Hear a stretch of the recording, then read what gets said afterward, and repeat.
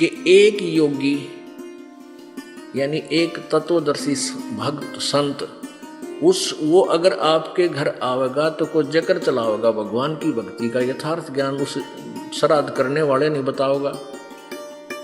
श्राद्ध का अर्थ होता है श्रद्धा से किया गया धार्मिक अनुष्ठान। तो ये कहाँ ले गए इसने, ये तो फिर पेट भरण पर आ खड़े करे इन्होंने। ये वो श्राद्ध वो जैसे दूसरा बना दिया इन्होंने। तो संत पूर्ण संत होते हैं, वो ज्ञान देते हैं, अपनी मजदूरी करते हैं, पहले पूरा ज्ञान समझाते हैं वो क्या कहना चाहता है, भगवान कैसा है, कौन है, और फिर 2 रोटी खाएंगे कि तब बाद उन्होंने कहा, या अपनी आरती उर्ती करेंगे 100 प्रकार के अपने क्रियाक्रम करके जब कभी भोजन खाते हैं। तो वो हो सकता है उस प्यारी आत्मा का समझ में आ जा भाई भक्ति ये करनी चाहिए, ये श्राद्ध नहीं करने चाहिए इस तरह। तो कहते हैं हो सकता है उन ब्राह्मणों का भी कल्याण करवा दे। एक समय एक रानी थी, भक्त संत रविदास जी की शिष्या होगी वो।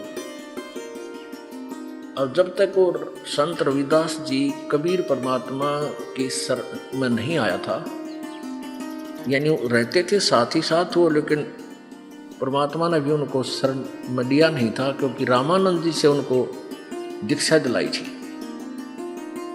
एक ब्राह्मण था और वो रविदास जी के पास गया और कहने लगा, रविदास जी चल गंगा में नहा के आते हैं। तो रविदास जी कहने लगे भाई, क्योंकि रामानंद जी को परमात्मा कबीर जी ने ये ज्ञान दे दिया था, तो रामानंद जी ने रविदास जी को वो ज्ञान जचा रखा था। तो रविदास जी कहने लगे भाई हमारी गंगा तो हमारा यहीं पर है, सिमरन है, और हम गंगा में नहीं जाते। काफी उसने कहा, नहीं मान्य रविदास जी। तो रविदास जी कहने लगे भाई एक काम करिए। वो ब्राह्मण कहने लगा कि भगत जी कुछ गंगा में कोई पैसे डालने हो दान पुण्य की खातिर दे दे, मैं डाल दूंगा। उसने नहीं सोचा था ये 2-4 रुपये दे देगा, कुछ मंगा लिए कह देगा डाला गंगा में। तो रविदास जी बोले भाई एक काम करिए, ये ले जा मेरा 1 रुपया। और गंगा जी हाथ काट के 1 रुपया ले आए, यूं हाथ में पकड़े तो दे आइए ना वापस ले आइए। अब उसने सोचा कौन देखेगा, उड़ा मैं अपनी जेब में डालूंगा और कह दूंगा दे दिया, मैंने वो हाथ में पकड़ा था उसने।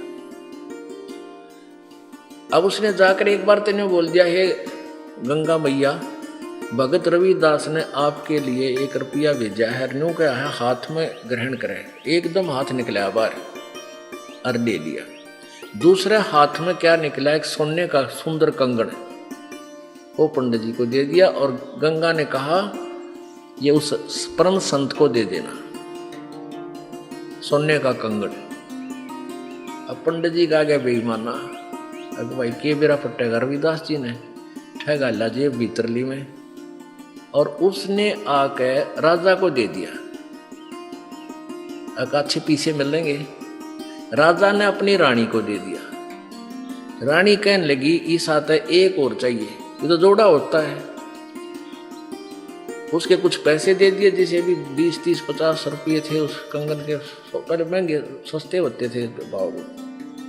अब राजा नौबामण फिर बुलाया, पंडित जी बात सुन, एक और लिया, नितरा बकल तारांगे नहीं लिया था। क्यों, उसा कंगन उसने सारा सर पटक लिया, कितना नहीं पाया।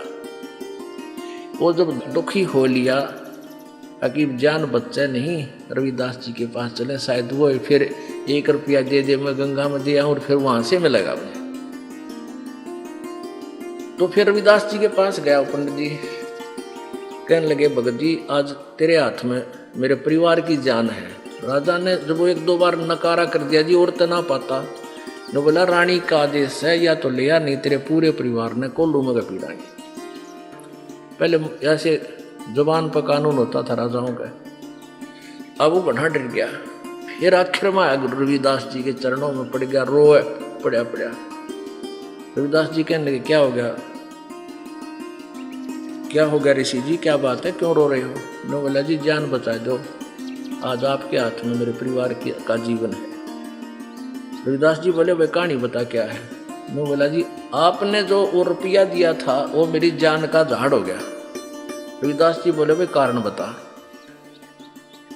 मेरा रुपये का कह रहा है, पहले तू ये बता वो रुपया मैया ने लिया कि नहीं तेरी ने बोला जी मैया ने लिया, एक हाथ से रुपया पकड़ लिया, दूसरे हाथ से कंगन दे दिया सोने का। मेरे को आ गया लालच, मैंने दे दिया राजा को, उसने मेरे 150 रुपये दे दिए उसके, यानी उसमें 100 रुपये तो आजकल लाख रुपये के बराबर थे। अब उसने रानी को दे दिया, रानी ने जिद कर दी कि एक और चाहिए तो जोड़ा होया करे। अब वो दूसरा मैं सारा सर पटक लिया, मुझे मिल नहीं रहा, राजा का आदेश से जो दूसरा नहीं लेकर आता है मेरे पूरे परिवार को खत्म करेगा। न बोला 1 रुपया और दे दे, मैं गंगा मैया ने देकर वो ले आऊँगा। न बोला इससे वो जहाँ वो जूते बना रहा था ना रविदास जी, वहाँ एक कुंडा होता था पानी का, एक कुंडा सा पानी का होता था, जैसे डोंगा टाइप मिट्टी का जमीन में गाड़ दिया करते, उसमें से डोरी गिल्ली रखते थे वह, और जूते गांठ बनाते थे ना उसमें गिल्ली बोरी, और उसमें वो चाम भी भेकर रखते थे, चमड़े को भिगो कर रखते थे। पहले जो ये चमार जो जूते बनाते थे, ये जीव हिंसा का किया हुआ चाम नहीं लेते थे। कोई स्वाभाविक कोई पशु मर जाता था, उसी का चाम उतार के, यानी वो पाप के भागी नहीं होते थे, तो उसमें चाम भी भिगोया करता था चमड़ा कुंड में। तो रविदास जी बोले इस कुंड में हाथ दे के काट ले जितने कंगन चाहिए। अब पंडित जी पहले तो दूर बैठा था, एक लत कपड़े से बोझ के, और मरता क्या नहीं करता, वो हाथ दे दिए उसमें, तो चाम के पानी में हाथ मारा तो उसके अंदर से 3-4 कंगन आए, एक जैसे, वो बिल्कुल डिटो कॉपी। अब रविदास जी बोला बाकी यहीं डाल दिया ना, और सामत आ जाएगी तेरी, एक ले जा अपना। अब उसने तो कलजा पाटन हो रहा था, वो तो लेकर चला गया। अब वो रानी ने पूछा भाई तू लाया कितने पल दनाटे था, सच्ची बता, उन्होंने सारी कहानी बता दी। तो वो रानी इतनी प्रभावित हुई ऋषि जी तय उससे, रविदास जी से, उन्होंने रानी ने उसको गुरु बना लिया रविदास जी को। और एक दिन फिर धर्म भंडारा किया, एक भोज देना चाहा उसने, कोई लड़के की पार्टी पूर्टी करके जन्मदिन वगैरह का। उसमें 700 तो ब्राह्मण आ रहे, ब्राह्मण पंडित जी, और उधर से गुरु जी को भी आमंत्रित करना जरूरी था कि गुरु के बिना कोई अनुष्ठान नहीं करना चाहिए। रविदास जी को बुला रखा। रविदास जी को रानी ने आदर सत्कार से अलग से एक सुंदर आसन बिछा कर उसको ऊपर विराजमान कर रखे।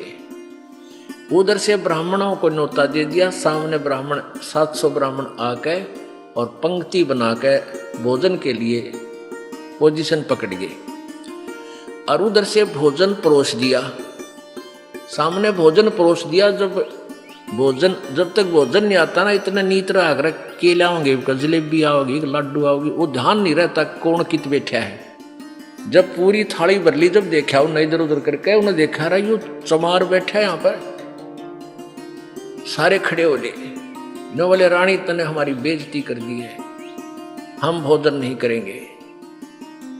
अब ये चमार यहाँ बैठा रखा है, तने तो हमारा दीन भ्रष्ट कर दिया, हम ब्राह्मण हैं। अब रानी कहने लगी ब्राह्मणों रोटी खानी है तो खा लो, ना मेरे गुरुजी तो यहीं बैठेंगे, ये नहीं उठेंगे याद। अब रविदास जी कहने लगे रानी बात सुन बेटी, आय अतिथि का अनादर नहीं करते, पाप लग गया करे।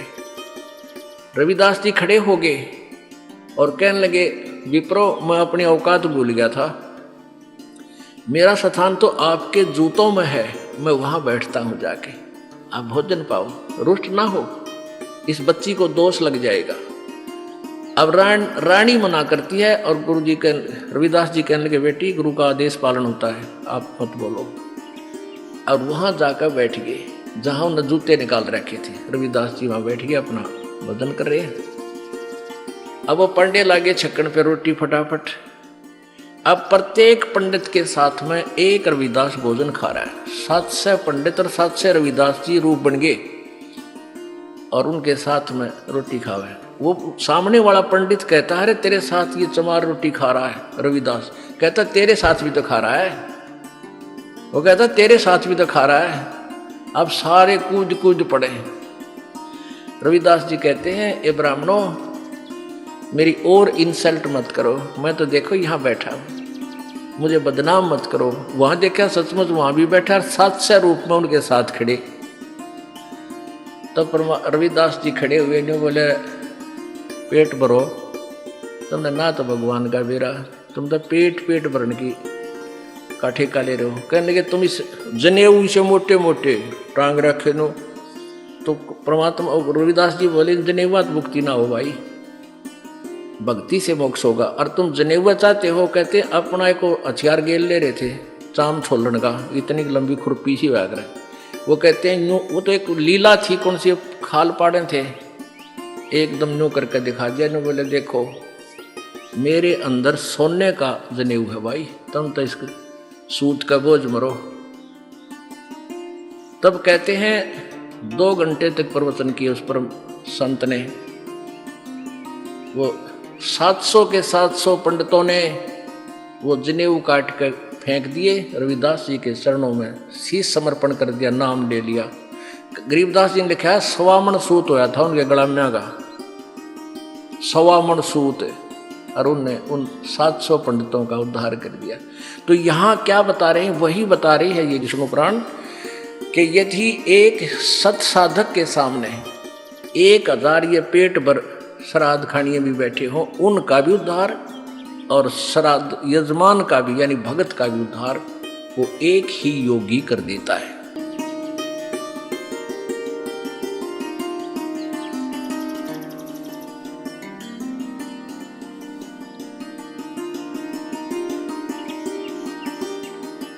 मीराबाई ने उस तथ्य को बार बार समझ करके चरणों में प्रार्थना की, प्रभु हमने तो आज तक ये ज्ञान सुना नहीं था, और मैंने तो ब्रह्मा इस विष्णु जी को, श्री कृष्ण जी को पूर्ण परमात्मा मान रखा था, मेरी आस्था इसमें बहुत दृढ़ है। प्रभु आपने जो ज्ञान दिया है ये बिल्कुल सत्य है, क्योंकि संत झूठ नहीं बोलते। तो परमात्मा मेरा कल्याण करो। प्रभु ने देखा कि ये ठाकरों की लड़की है। कबीर साहब ने सोचा ये ठाकरों की लड़की है, छुआछात बहुत होती थी उस समय, और हम कबीर साहब जुलाहा जाति से संबंधित थे और रविदास जी चमार जाति से। उस समय चमार जाति और भी ज्यादा हेय समझी जाती थी।